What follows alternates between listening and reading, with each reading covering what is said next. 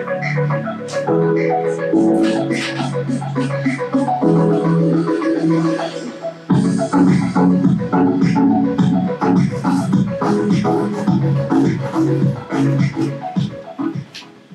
hey guys, how we doing today? What do you think? We got a podium up here, I want to make sure you saw these masks here, but if you didn't get one, go ahead and grab one outside. We would love for you to have one of our Redemption Church masks. They're very comfortable, adjustable. I like them. Welcome if you're here in person or online. Glad you're joining us today.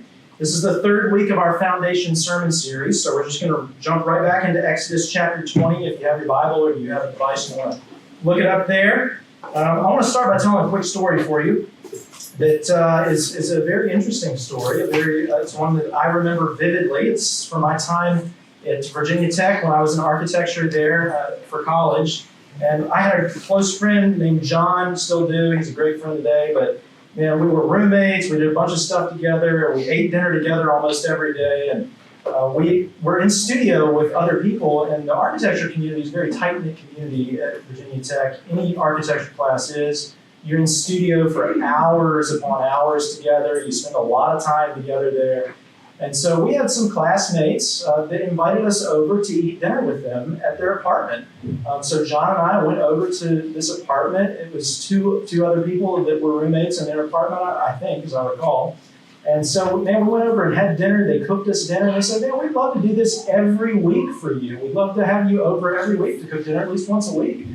And of course, John and I were guys in college. We're like, of course, we would love to do this together, So, I go home and I call Tammy up, and I'm dating Tamara at the time. And I said, hey, you'll never guess, these two girls invited John and I to eat dinner with them at their apartment every week. And Tamara was like, whoa, what? She realized that these girls might have been after more than just serving us dinner, okay? That's what Tammy was like, hey, no. This is not acceptable. You may not go back and eat dinner with them at their apartment. You understand what they're doing, right? Okay? They're trying to seduce you by feeding your stomach. That's what's going on here. When she said that, I was like, no, that's not the case. They're our classmates. We're close in the studio.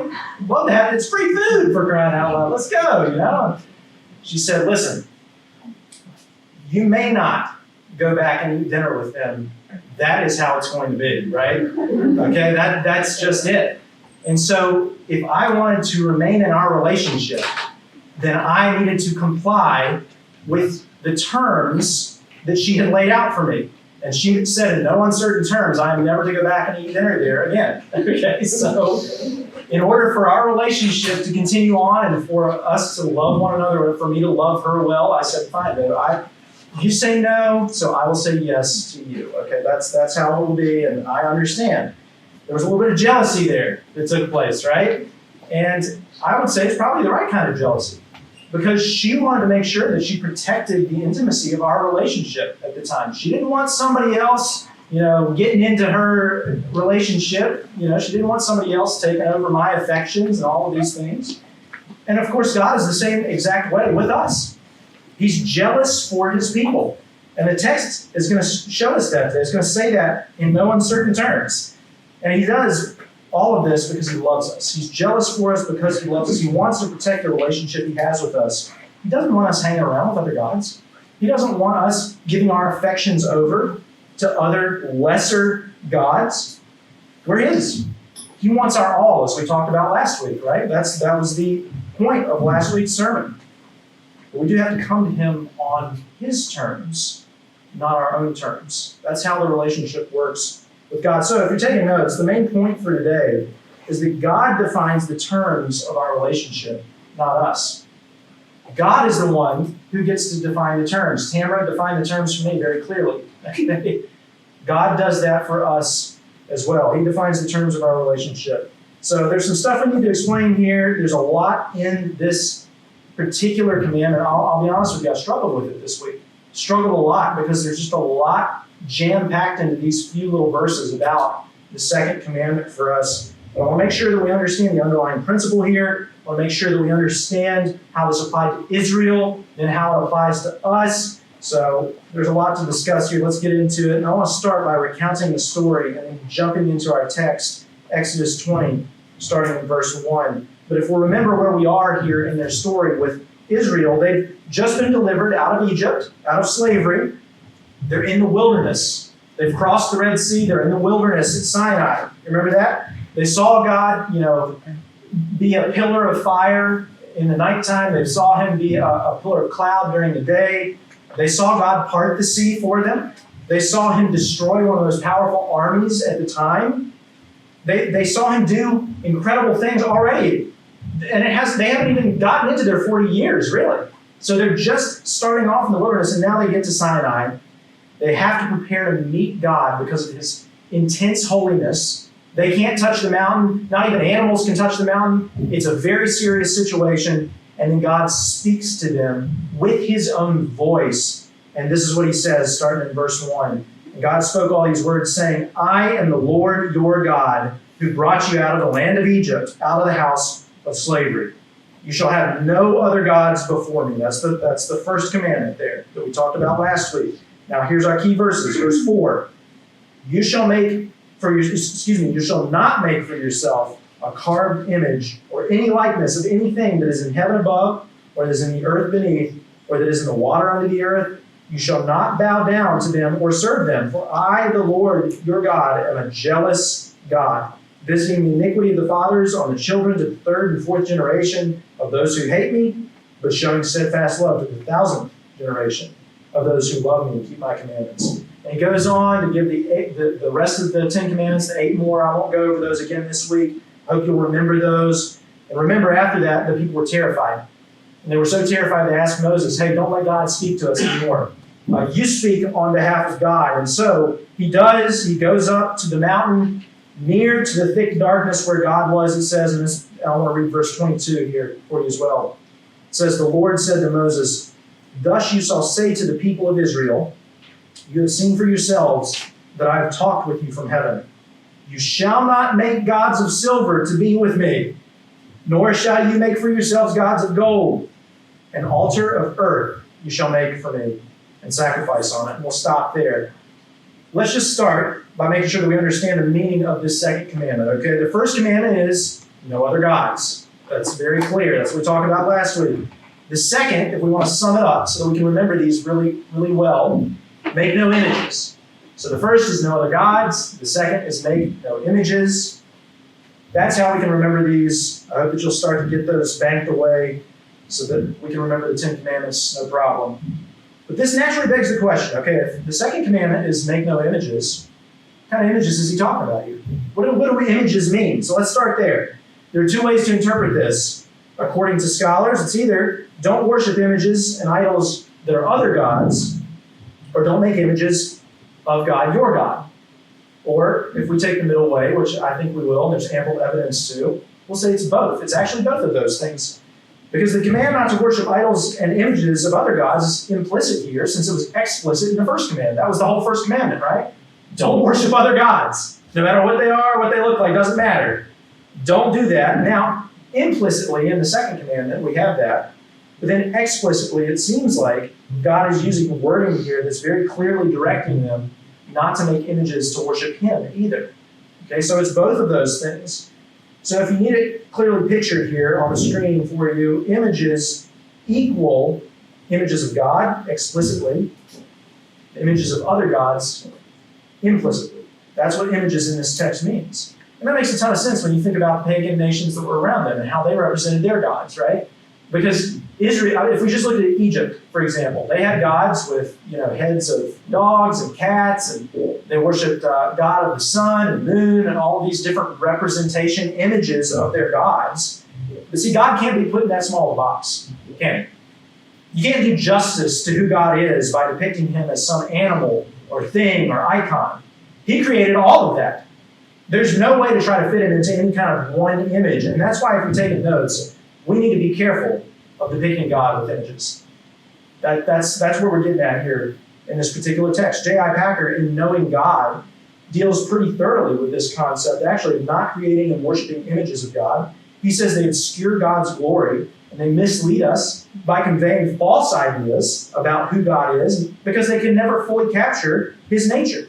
And if we try to reduce God to an image, it's like trying to tame him, or trying to control him so that we can understand who he is and we can put him on our terms. We can define the relationship. We think we can get a handle on God in that way. It makes me think of the famous Evelyn Underhill quote. If you don't know who she is, she's an English author, wrote in the early 20th century, and she said this: if God were small enough to be understood, he would not be big enough to be worshipped. See, that's the kind of God that we serve. He's a God that can't be put in these small little boxes. We can't get a handle on God. That's kind of the point of who he is, He's the God who spoke to the Israelites out of the fire and the black smoke. He's the God of Isaiah's vision in the temple, who's so holy and awesome that even the perfect angels have to cover themselves, their faces, their bodies, to shield themselves from God's crazy glory. It's overwhelming almost. You can't make images of God like that. It just can't be done. Moses says to the next generation of Israelites in Deuteronomy 4 about this very thing, and I'll kind of paraphrase what he says. He says, be very careful.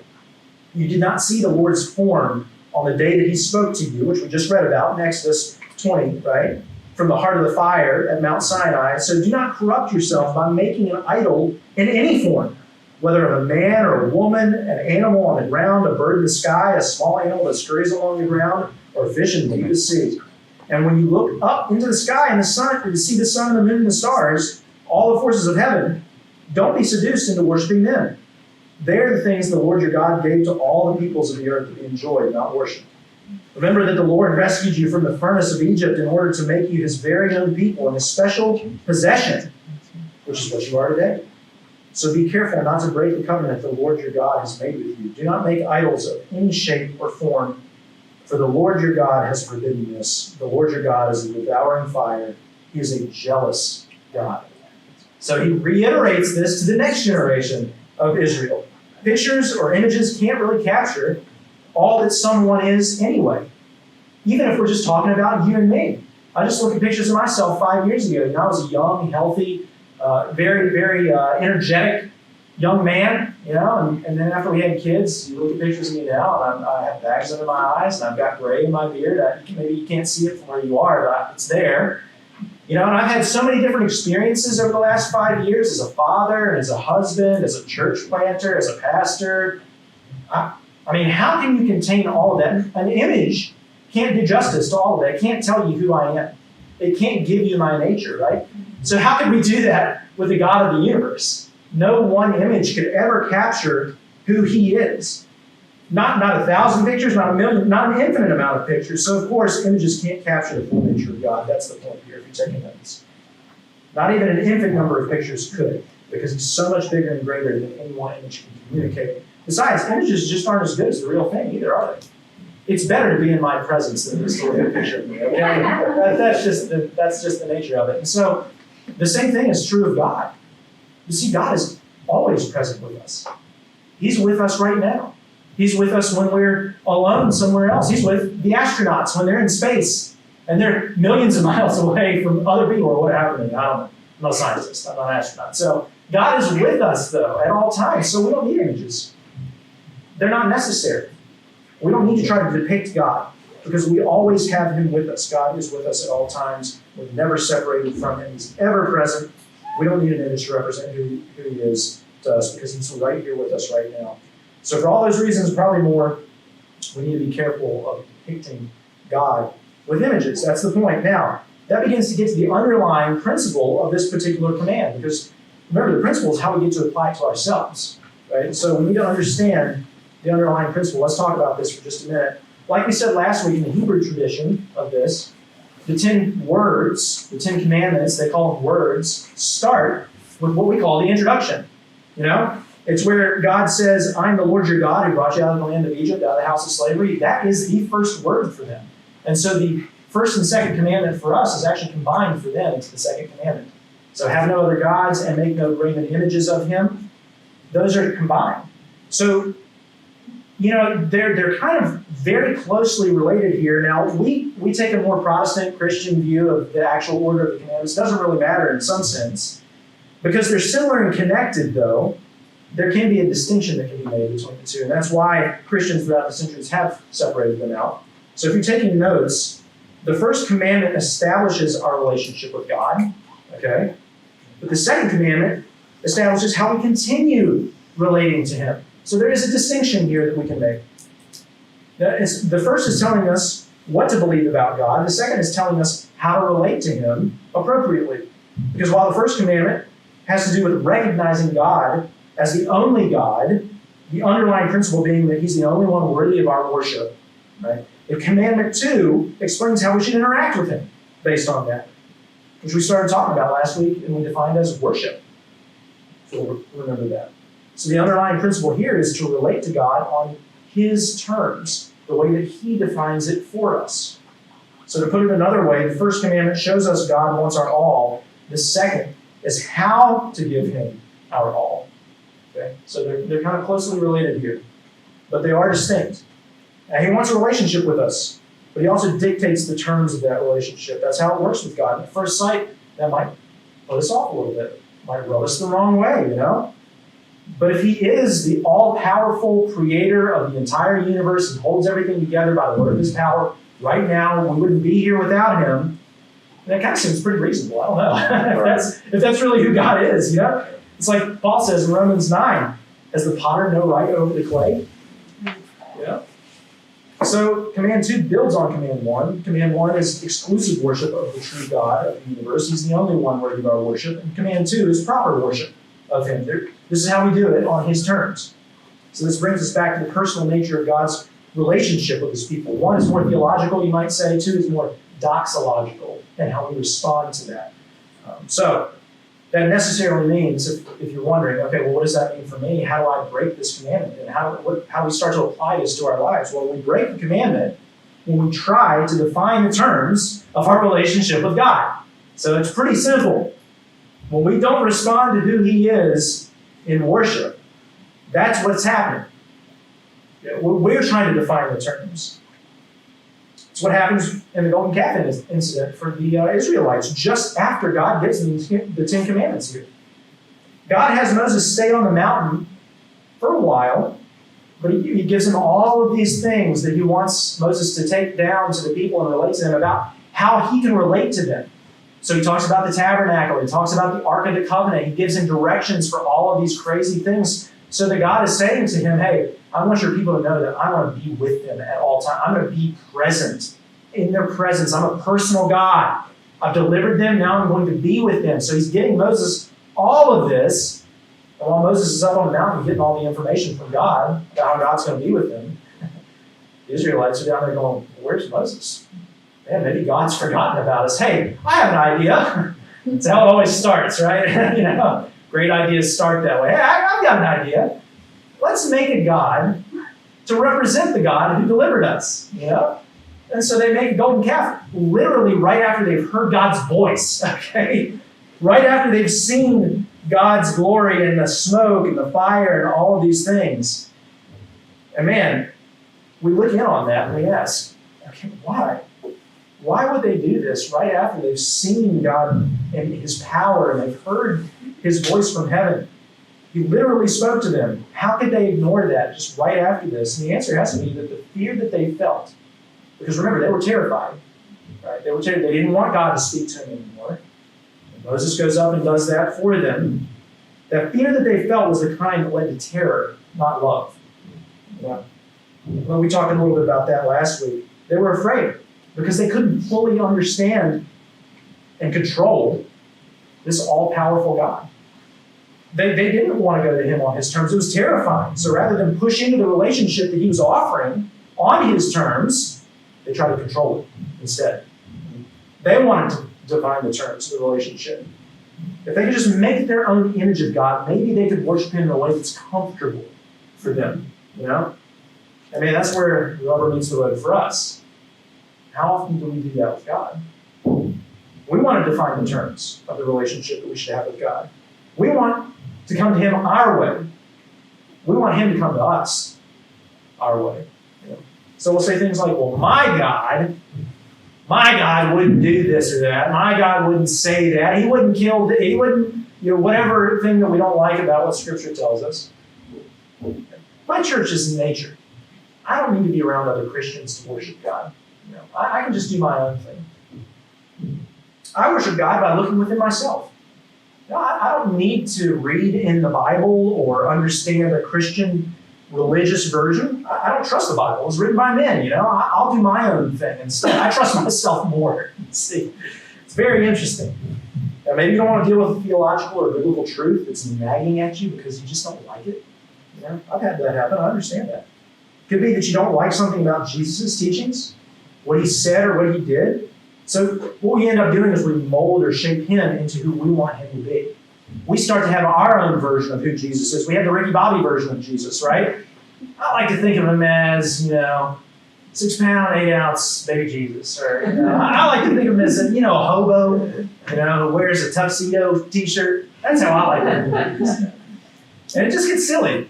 It gets silly. That's actually why I think that's a great line from the movie, because it is. It's ridiculous. But don't worry. Religious Christians do this too, don't they? People who rely on religion rather than the relationship. That's what religion really is. It's trying to control God. It's trying to control the way that we come to him. It's a controllable thing that we do. As long as we do X, Y, or Z, then we'll be okay. We want it to be manageable. So nobody is exempt from doing this. We all do this in some way. So we need to ask ourselves, this is where we need to reflect a little bit. What ways am I attempting to make God in my own image? That's what we're doing here. Usually when we do this, it's because we have something in our lives that we love more than God. We talked about this last week as being idolatry. And in order to get that thing that we worship over God, we essentially end up shaping God into our own image, rather than seeing the truth that we're made in his. We try to define things differently. Andrew Hopper, the pastor of Mercy Hill, our lead pastor who sent us out, he said that if your God never tells you something that you don't like, then your God is you. Okay, that's the case. He's not the God of the Bible. He's probably no other God either. He's you, because he's a yes man to you. Because God we read about here doesn't answer to me and my sensibilities. He doesn't have to answer to you and what you think ought to be right. He is who he is. He's the potter. We're the clay. He's the creator, or we're the created, right? And so we have to come to him on his terms, not ours. And again, man, if you're feeling like this is hard to swallow, this rubs people the wrong way, don't worry, it does get harder here, because we're going to dig into what the meaning of this verse actually means. We have two things to talk about: his jealousy. What's this whole generational punishment thing we need to look at?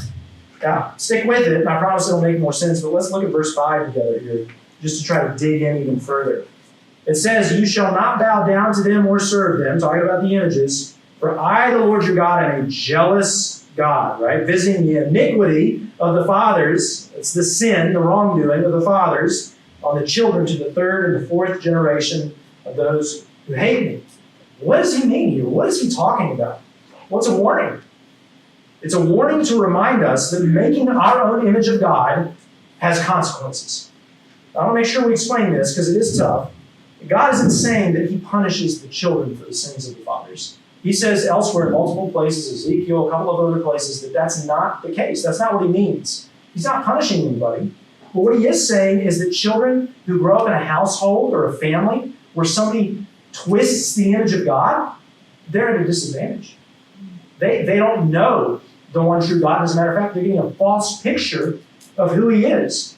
So they're distorting God's true image. And children who grow up in that context are naturally put at a disadvantage. Just think about people in India, for example, or China or Africa, really anywhere else that other religions are prominent. God is not present with them. They've never heard of Jesus, that kind of place. Man, there are generations upon generations upon generations of people who have died in ignorance without knowing God.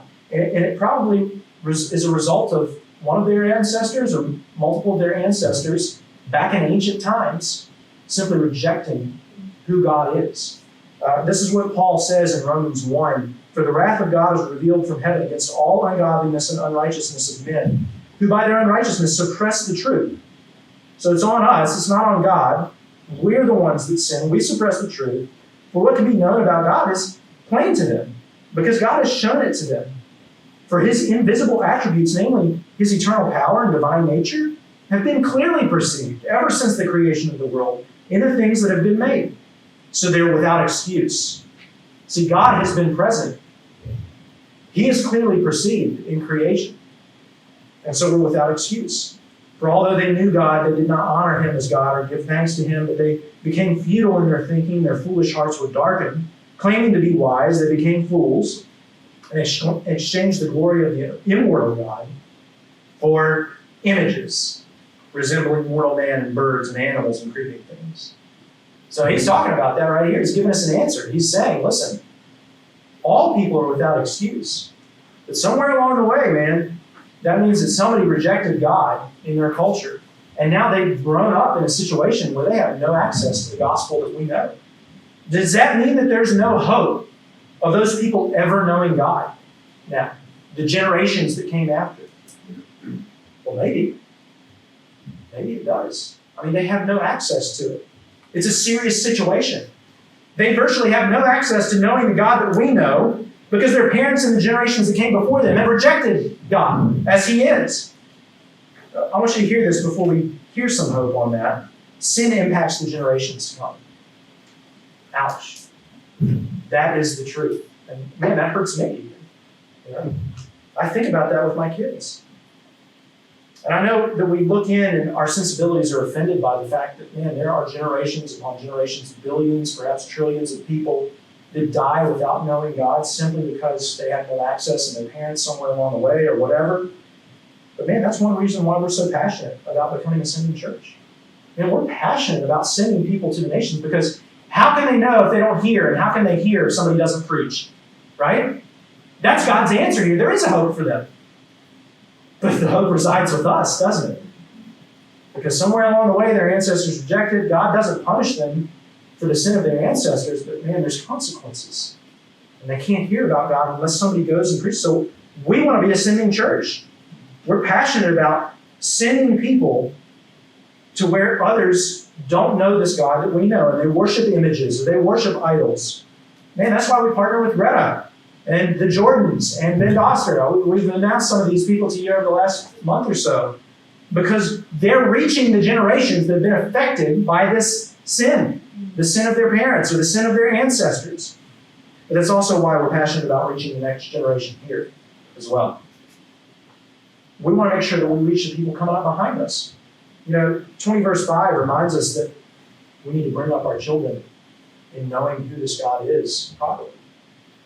While he's not saying that children are punished for the sins of their parents, he is saying that parents who bring their children up in an atmosphere that promotes idolatry makes it super hard for their children to accept and follow the true God of the Bible.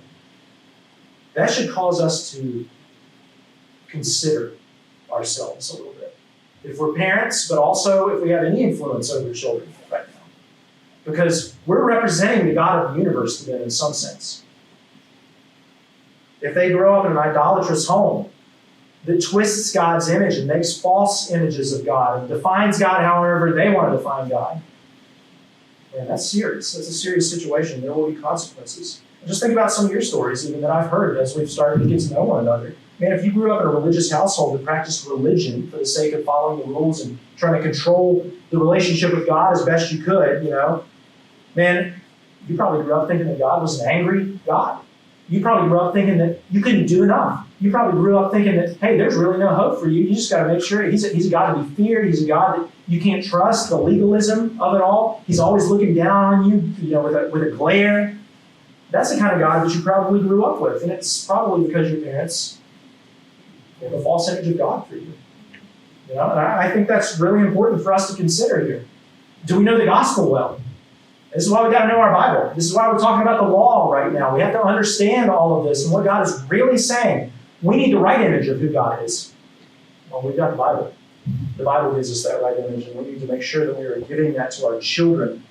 If you had a bad experience with your parents, like your father might have been distant, or he never took an interest in you, or maybe even you were abused in some way, whatever that might be, you could put that onto God. We have to be careful about putting false images on God. And we have to understand who this God is. So parents, The generation after children, we play a huge role in teaching the next generation about who God really is. It's just a good word of warning for us as a church to remember that. We have to make sure that we're promoting the one true God in our home. We're always going to get something wrong about God. We need to recognize that as well. We're always going to get something wrong, but we need to be humble enough to recognize that, to constantly be seeking Him, and to show our children and the generations that come after us, that's what He has for us. We're always pursuing Him, always pursuing the truth. Now, so we see this not only as a warning here, but we also see Him give us some attribute that He says He's jealous. So let's talk about jealousy for just a second. If you're taking notes, God is jealous for His people. That's the next thing we need to talk about. God's jealousy isn't kind of like what you think of jealousy. We think about the green-eyed monster that gripped Tamara's heart in my opening story, okay, and was wild and emotional. I'm just kidding. She wasn't wild and emotional. She was right. It was the right kind of jealousy that she had. We always think of jealousy, though, as like this possessiveness that leads to destruction and it leads to turmoil in a relationship and conflict, But Tamara's jealousy, God's jealousy, it's actually the good kind of jealousy in the sense that, man, they want to protect our relationship. They're protecting the intimacy that we should have. They're making sure that we understand the truth of the matter and what's really going on, right? That's the kind of jealousy that God has here. It's a good, normal kind of jealousy that is a result of an intimate relationship. God loves us so much that He doesn't want us to chase after other gods. He doesn't want us to give our affection away to them. He wants us to worship Him truly. He wants our heart. We talked about this last week. He doesn't want to be number one. He wants to be the only one. That's the case. That's the relationship that we have with God. That's jealousy in the right sense. Exodus 34:14 buckles down on this, and He says, "For you shall worship no other God, for the Lord, whose name is jealous, is a jealous God." He says His name is jealous. That's a big deal when God's talking, because His name is how He wants to reveal Himself to us. He wants us to understand that He is jealous for us. He wants us to know Him as that kind of God. He doesn't want us to go after other gods. They'll never make us happy. That's not what He wants for us. He wants the satisfaction and the joy and the intimacy that comes with making Him our only God. And verse 6 follows up with a promise that if we honor the relationship as God has defined the terms for us, it says that showing steadfast love to the thousandth, and I've struggled with this all week, 1,000th generation of those who love Me and keep My commandments. It's the idea, again, that if we listen to His voice, man, it'll just go well for us. It'll go better. If we just listen to God, then there will be joy and there will be satisfaction for us. A relationship with God satisfies our soul like nothing else can. But even more than that, if we live out of a heart that loves God, man, He'll show that love to us as well. And into the 1,000th generation of those who follow after us, there will be good consequences for that. Man, we make an impact when we love God. Right now, that impacts the generations that come after us, not just the physical generations either, the faith generations that come after us. Think about how God's family grows in the world. And we have to be born again. He uses kind of birth language, child raising, family language, So when somebody believes for the first time, they're awakened to this fact that there's a God in the universe who loves them and wants a personal relationship with them. They're born again into that.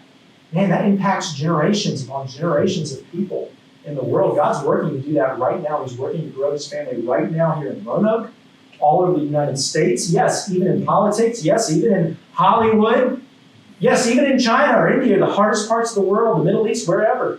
He's working to do that right now. But man, we need to understand that this does rub some people the wrong way, doesn't it? The very idea that God gets to define the terms of the relationship and that He's jealous for us, that rubs some people the wrong way. I've said it multiple times already. It's hard to swallow that. We don't like that. John Piper on these verses, though, he has a good example of this. He remembers listening to Oprah's story of her kind of deconversion, in a sense. And he tells this, I didn't go back and listen to her story. I'm sure it's available. But he's saying that, man, as he's listening to her, she's explaining how she's sitting in church as a young 20-something, and the preacher is preaching on this very thing, that God is a jealous God. And He's jealous for you. He wants a relationship with you. And she remembers hearing that word jealous. And man, that just struck a chord in her heart in a way that was just like, I don't like that. My God wouldn't do that. My God wouldn't be jealous. He's inclusive of everyone. He includes all people. He's not a jealous God just for me. He wants everyone to come to him. You know? And while that's true, in one sense, she totally redefined God's image, didn't she? She wasn't willing to see what we see here in the text, how God has revealed himself to us. She didn't like a God who was jealous. She didn't want him to be jealous, and so she redefined what that means for her and the God that she wants to worship now. So the text tells us, be careful. That's how he says in Deuteronomy 4. He starts off to the next generation. Be careful. Watch out. Don't do this. Don't try to redefine who God is. Don't try to make him in your own image. Don't be seduced by false images of God. Don't be fooled into thinking that you can put him in this little controllable box. We have to be willing to worship this God who's revealed himself to us as he is, or we can't really worship him at all. It's got to be one or the other. It's kind of how it was last week. It's all or nothing, okay? We break the command by trying to make God into our image. But we follow the command. If you're taking notes, you can write this down. We follow the command when we worship God as he really is. And if we'll simply humble ourselves, if we'll simply just say, okay, God, I see you. I understand what you're saying. I don't like some of it, okay? But I'm willing to set myself under your authority. If we just worship him for who he really is, then that's how we can follow this commandment.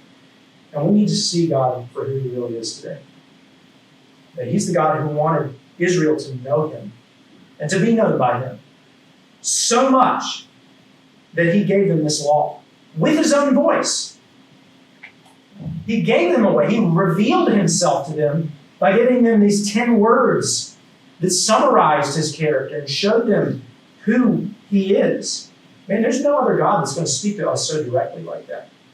There's no other God in human history that speaks so directly and tells people what he expects of them. He wants a relationship. He's offered it in the law. The law does that for us. But as we said a few weeks ago, the law is limited in its capabilities, isn't it? It can only take us so far. It was a placeholder, Paul will tell us, for God's full revelation of himself.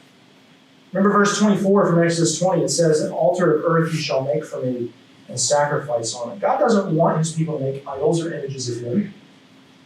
He asks for a sacrifice on an altar of earth. Man, why would he do that? What was the point in that? What's he getting at there with the sacrificial system? He goes on to explain how they should approach him if they sin. He goes on to explain how to kill animals or offer grain and all of these different things. What is up with the sacrifice concept here with the law? Well, it's because it foreshadows God's image that he would send into the world himself. God sends us an image. See, God doesn't want us to make images of him because he made his own image by sending Jesus into the world for us. He sent his own image into the world. He wants us to know and be known by him so much. He's so jealous for us, guys, that he sent Jesus into time and space and human history to be our sacrifice on a hill, on a mound of earth. They call the place of the skull Golgotha, right? Yes, God defines the terms of our relationship with him, but he fulfilled those terms perfectly for us. He didn't expect us to do it. God defined the terms, and then he fulfilled them perfectly for us in Jesus. He knew that just telling us a law or telling us to worship him rightly or do this or don't do that, he knew that that couldn't compel us to do those things. As Paul says in Romans 7, it actually does the opposite. When we hear the law, our sinful nature makes us want to disobey the Lord. Now that we know the rules, we actually want to break them. It's not that the law is bad, it's that our wicked hearts are bad in that. My evil heart twists the law into something that it's not or shouldn't be, and God knew that we would do that. He knew that we would consistently follow him. He knew that we would try to make him into our own image rather than worship him as the one true God. He knew that, and yet he stepped into time and space for us anyway.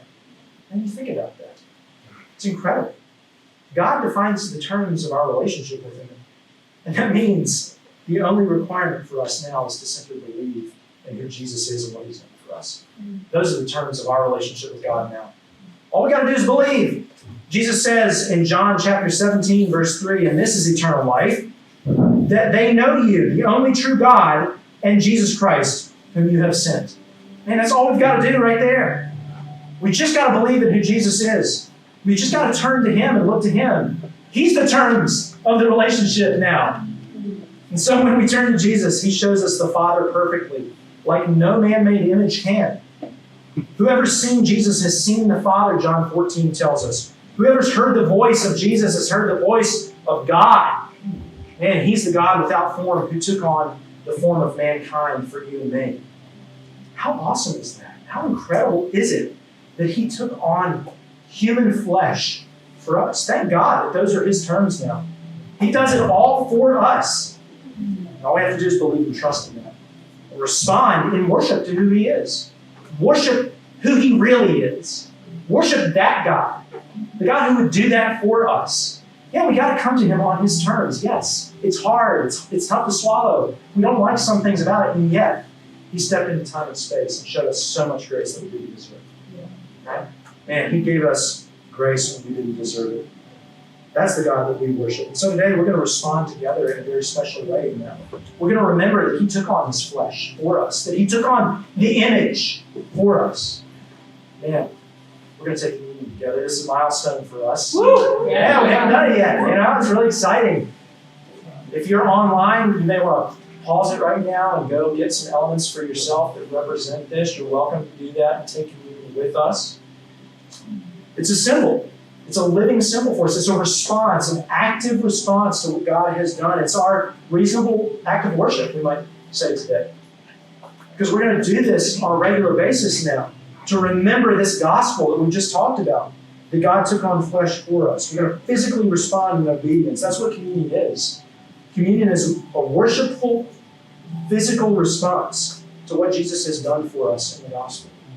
Just like baptism, in some ways, communion is an outward symbol of an inward reality, that you've trusted Jesus and that you're seeking him on a regular basis. Baptism is a one-time event where we do that, when we come into the faith.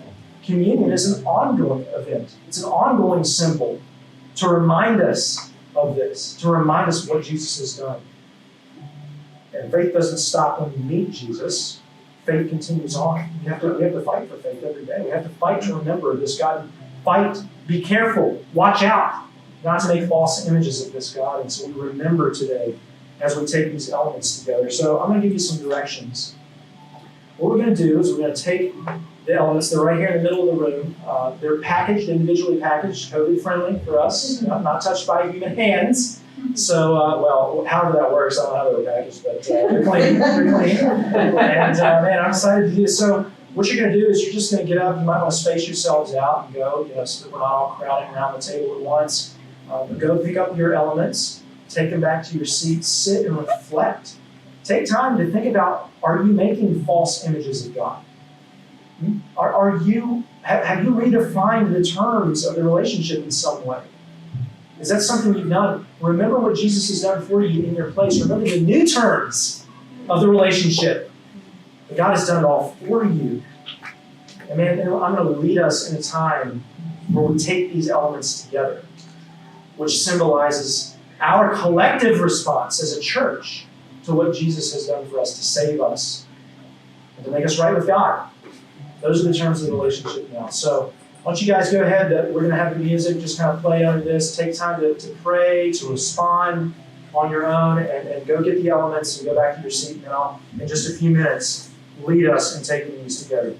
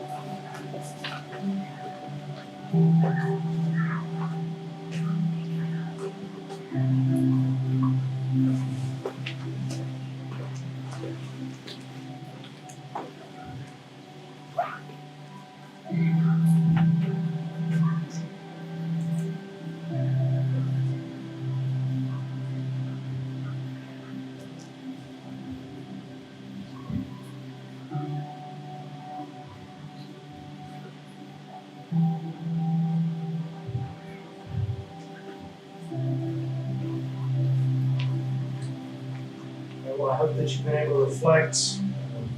Man, let's not take this for granted. Let's not take this lightly. There's some churches that still have not been able to do this together because of COVID. This is a special time for us as we do this. So you can go ahead and take out the wafer first, and then I'll give you time to open up the juice as well. But let's think about what the symbols mean. Let's really respond in worship today. Let's not just do this out of a religious reason. This is not meant to be a religious exercise. We're not trying to control God here. Jesus actually commands his followers to do this every time they meet together, to remember what he has done for them. And so I want to read this from the text of 1 Corinthians 11. Just listen to this. It was the night that Jesus was betrayed, just before he went to the cross. So he's telling them what's about to happen to his body as he took on the image of God, the image of humanity, as he took on this image of flesh. And he's saying, hey, I want you to remember me. I want you to remember what I'm about to do for you. I want you to take this bread, which we've symbolized with the wafer here. I want you to take this cup, which we're symbolizing with juice. And he told them in 1 Corinthians chapter 11, this is my body, which I'm going to give for you. Do this in remembrance of me. So let's take this together as we remember him.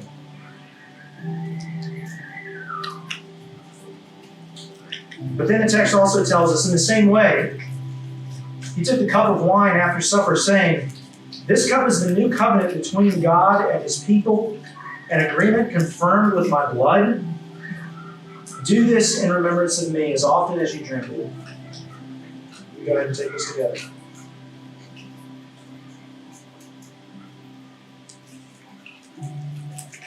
He says, for every time you eat this bread and drink this cup, you're announcing the Lord's death until he comes again. And we're taking this today not out of a religious activity. We're trying to respond physically. Let's not let the symbol be lost on us. Let's remember all that God gave up for us. Let's remember what he's done for us. Let's remember that this is the God who wants a personal relationship with us. And he's gone to the lengths of giving up his own son on our behalf to make that possible. Let's take time to worship this God with our whole hearts today. Let me pray for us as we begin to enter into the time of worship for singing again. God, we're so thankful for what you've done for us in the gospel. We're so thankful that we get to take communion together today. Man, what a worshipful time to remember that you broke your body for us. You deserved perfection because you lived a perfect life in our place. God, you deserved to be set on a throne. You deserve for all the people of the world to bow down before you while you're here. And yet they put you on a cross instead and shed your blood. God, we symbolize that today as we drank the cup. God, I just pray that this won't be lost on us as we respond physically. Let this be our first act of worship coming out of the sermon today. And let our lives just be an act of worship for you this week. As we talked about last week, you deserve it all. Not just part, not just sometimes, all. God, we can't make these images of you. They're not enough. You're so much greater than that than we could ever imagine, God. You're so much greater than we can ever put you into these little boxes or images of things that we make to try to control who you are. Please help us, God. Please forgive us for doing it. Thank you that we can simply repent to you today. We can ask for forgiveness. We can humble ourselves. We can recognize you as the true God of the universe. We recognize you as the God who can't be put into symbols, as the God who sent your own image into the world on our behalf. God, thank you so much. Help us to worship you today. In Jesus' name we pray. Amen.